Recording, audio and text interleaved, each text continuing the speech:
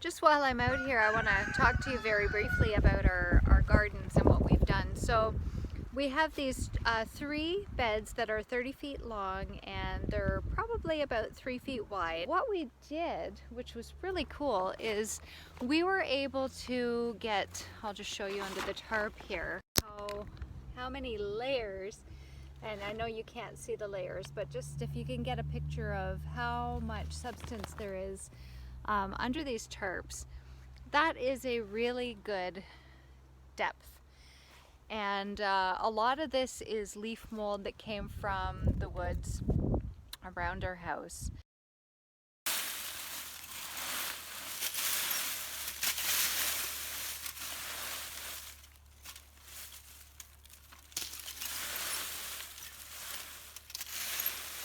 As that compost, it will flatten, so it's not going to be heaped up like this. So what we did with these beds is we actually started with a layer of compost, actually a layer of cardboard, and then we put a layer of compost from our little composter. We also have another compost that is much larger, but everything that was in there, we were able to do the base of 2 of our beds. So on top of the cardboard that we wet, then we put the compost on top, and then we did leaf mold, and then we did some potting soil. And then we repeated the process. So this is 3 times repeated, minus the 3 layers of cardboard. Now on this last layer, underneath this last layer of leaves, we did add some cardboard that we took from the compost pile.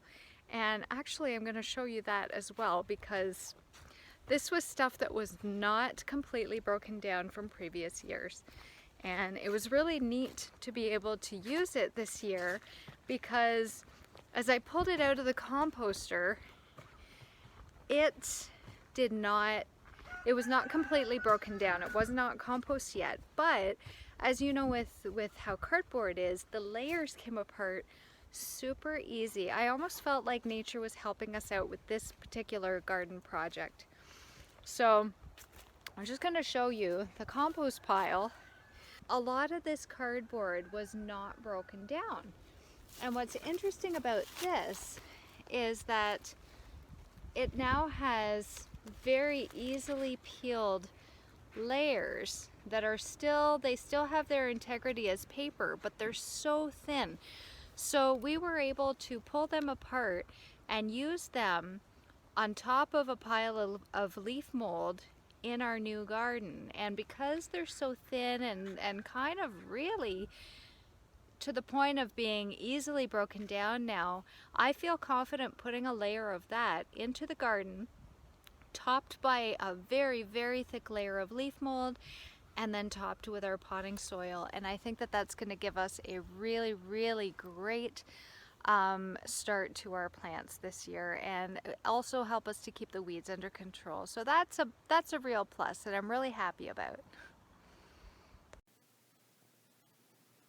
This was extremely fortunate, kind of the icing on the cake.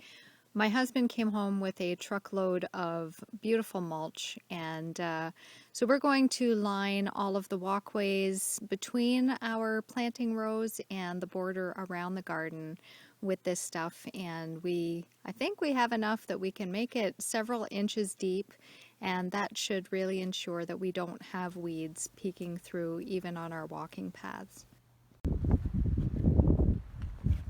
It's really windy out here today, and we actually have had a couple of days where we've had snow.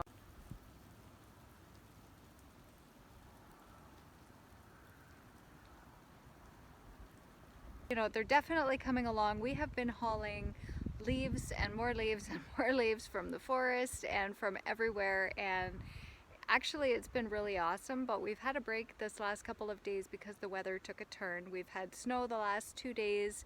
I would say a good inch of snow on the ground. It melts as soon as the sun comes out, but the temperatures are cool. It's gotten really windy, and that's just what we're dealing with. We have not yet put our layer of topsoil on these beds, and that will be the last thing we do before we put the seeds in the ground and put our transplants in when things are warm enough.